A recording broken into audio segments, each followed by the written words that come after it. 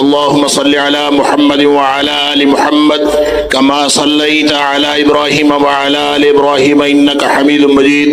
अल्लाहुम्मा बारिक अला मुहम्मद व अला आलि मुहम्मद कमा बारकता अला इब्राहीम व अला आलि इब्राहीम इन्नका हमीदुम मजीद। और सबसे अहम स्लोगन वो क्या था?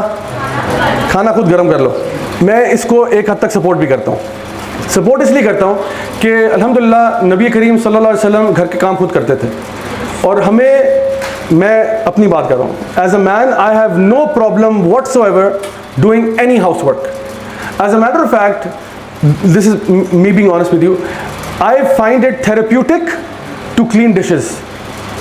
मेरे लिए ना, जब मैं थका हुआ हूँ ना, जब जो ना काम से या इधर उधर से, तो if I go and wash some dishes, not that my wife says to me कि चलो जाओ बर्तन धो के आओ, लेकिन मैं खुद से देखता हूँ कि if she is busy somewhere and she's with the kids and I have to wash dishes, I love to, because somehow बर्तन धोते हुए ना बंदा रिलैक्स हो जाता है। पानी बह रहा होता है, साबुन होता है, वो कुर्सी के साथ रगड़ होता है, आप अपने सोचों में होते हो, ख्यालों में होते हो, और आप एक बड़ा मज़ा आ रहा था, पानी गिर रहा है, सो रही है। So I find it very therapeutic, and मैं कभी कभार ये कर देता होता हूँ। So I love doing stuff around the house and that's fine. नबी करीम सल्लल्लाहु अलैहि वसल्लम अपने कपड़े खुद सिया करते थे, अपने जूते ख़राब हो जाए वो खुद मेंट करते थे, एंड खाना खुद देखना सब कुछ खुद कर लेते थे, कोई इतना बिग डील नहीं है। लेकिन मुझे प्रॉब्लम है इस एटीट्यूड के साथ, मुझे इस एटीट्यूड से मसला है, जो क्या है कि खाना खुद गर्म कर लो, यानी आप एटीट्यूड ना दें please. So we would love to do it but minus the attitude, ठीक है? Lose that attitude, that's what I would say. So the thing is, अगर ये स्लोगन्स की बात करनी है, इमेजिन करें अगर कल को मेन डे मनाना शुरू कर दें और मर्द जो है सड़कों पे निकल आए और बैनर और प्लेकार्ड उठा लें, और वो कहें कि वो अपनी बीवी को मुखातिब करते हुए कहें कि अपने बैग खुद उठा लो। एक और प्लेकार्ड में लिखा हो बाथरूम में छिपकली खुद ही मार लो। एक और प्लेकार्ड में लिखा हो बोतल का ढक्कन खुद खोल लो।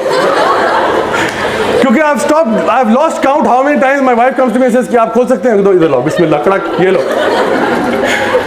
सो मैं कोई बोतल का ढक्कन खुद खोलो, मेरे पास, मैं क्या इस दुनिया में सिर्फ इसलिए हूँ कि मैं बोतलों के ढक्कन खोल के तुम्हें देता रहूँ? Is that my job? How demeaning is this? I am someone who is talking to people about Allah subhanahu wa ta'ala and giving lectures and conferences and so on, और मुझसे आप ढक्कन खुलवाएंगे बोतलों के? मैं छिपकलियाँ मारने के लिए रह गया हूँ। आजकल ये तंबूड़ियाँ वगैरह बहुत आई हुई है ना, तो हर 2 मिनट के बाद ये तंबूड़ी मार देंगे प्लीज़। तो मतलब मेरा यही काम रह गया पीछे, but I love to do it इंशाल्लाह। अगर मैं बैनर प्ले कार्ड लेके आने पे है तो हम भी बहुत सारे स्लोगन्स रेज कर सकते हैं, और इसी के साथ साथ हम कह सकते हैं कि जी यानी जो जंगें हैं वो भी आप खुद ही लड़ लें, जिहाद फी सबिलिल्लाह भी आप कर लें। अगर खुदा न खास्ता घर में चोर और डाकू आ जाए तो बजाय कि मैं आ गया हूँ आप मेरे आगे आ जाए और कहें नहीं, और गोलियां आप सीने पे खा लें। But that doesn't happen.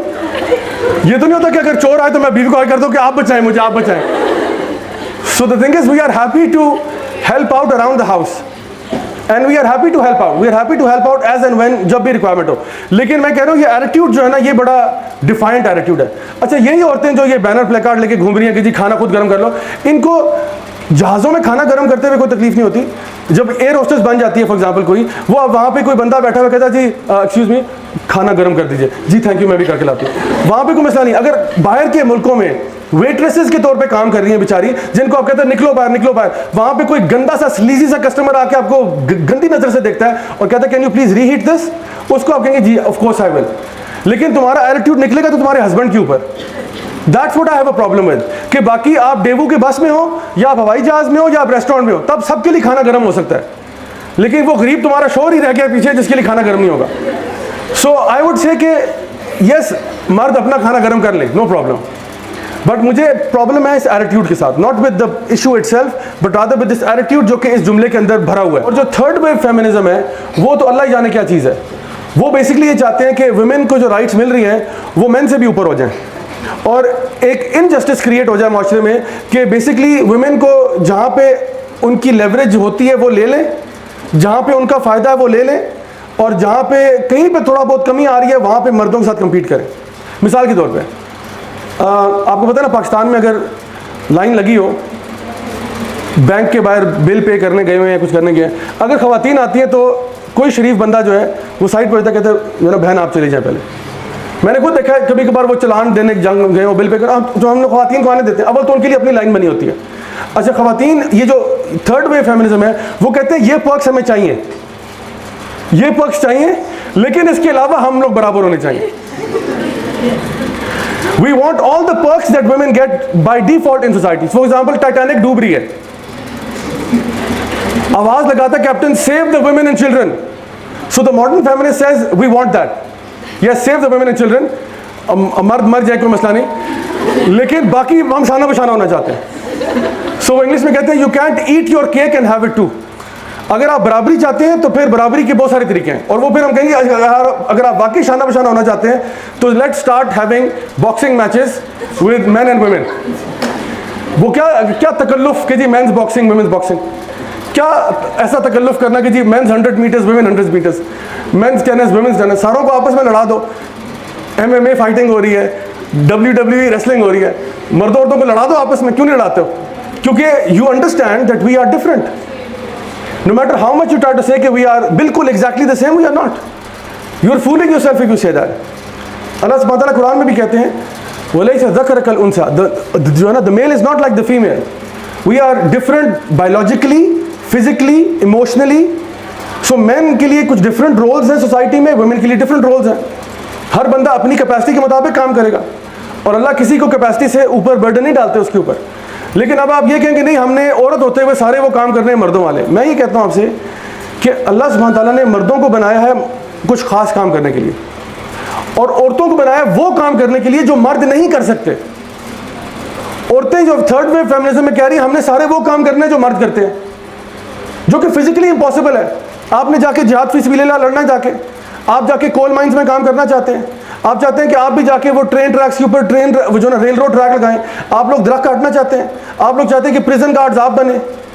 ये जो सारे इंतहा के ख्वारी वाले काम हैं, coal mines, you know one of the worst jobs ever in the history of मतलब jobs is working in the coal mines.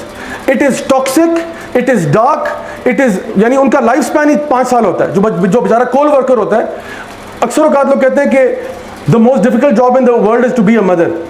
And yes it is very difficult to be a mother, but motherhood के अंदर क्या है, आप फिर भी अपने pyjamas में बैठ के घर पे काम कर सकते हैं. वो जो बेचारा कोल माइन के अंदर काम कर रहा है, वो उसकी बेचारे की जान खतरे में, वो 5 साल में मर जाएगा. उसकी लाइफ एक्सपेक्टेंसी 5 से 6 साल है, और वो कर रहा है मजबूरी के तहत कि उसने अपने बच्चों का पेट पालना है. एक्सप्लॉइट किए जा रहे हैं लोग. अफ्रीका में आप देखें, डिफरेंट पार्ट्स ऑफ सूडान में देखें, सोमालिया में देखें लोगों के साथ क्या हो रहा है. That is very difficult. मैंने खुद अबू धाबी दुबई में रहा, वहाँ पे आपको पता है कि जो लेबर वर्कर जो काम कर रहे हैं, मैं कानों को हाथ लगाता हूँ वो इंसान है या वो जानवर है. How they are working. Tall skyscraper building में कंस्ट्रक्शन मटेरियल लगाते हुए अगर टेम्परेचर 50 डिग्रीज हो जाए और बाहर बंदा काम कर रहा है, आप सोचें हम लोग थोड़ा सा टेम्परेचर ऊपर होता है हमारे पसीने छूट जाते हैं, हम कहते हैं पता नहीं क्या क़यामत हमारे पे आई है. ये 50 डिग्रीज टेम्परेचर में ईंटें उठा रहे हैं, पत्थर उठा रहे हैं, बजरी सीमेंट उठा रहे हैं. So this is what I am saying कि is exploitation of man also, जहाँ पे उनको मिनिमम एक कमरे में 10-10 बंदा घुसा होता है. And they work 10 hours a day. 10 घंटे दिन में काम जो करता हो इंसान विद जस्ट 1/2 an hour की ब्रेक, ये जुल्म नहीं है तो क्या है.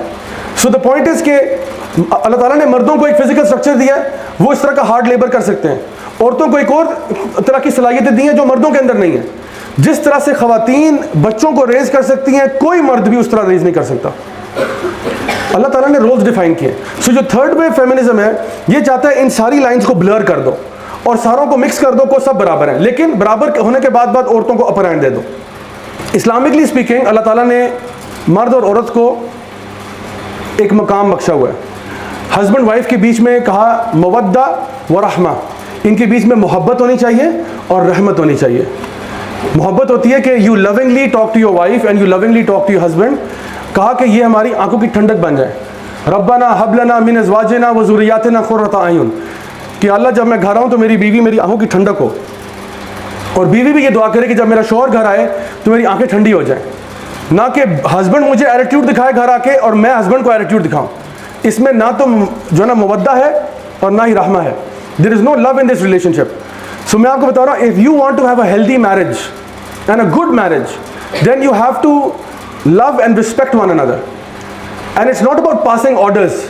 ये ऑर्डर चलाने वाला नहीं है कि हस्बैंड वाइफ पे ऑर्डर चला रहा है और वाइफ हस्बैंड पे ऑर्डर चला रही है कि चलो ये काम करो. वो प्यार से होता है, रिक्वेस्ट की जाती है कि आप काइंडली मुझे बताएं कौन सा हस्बैंड ऐसा है कि जिसकी उसकी वाइफ रिक्वेस्ट करे उसको कि जी आप काइंडली ये काम कर सकते हो और वो ना करे.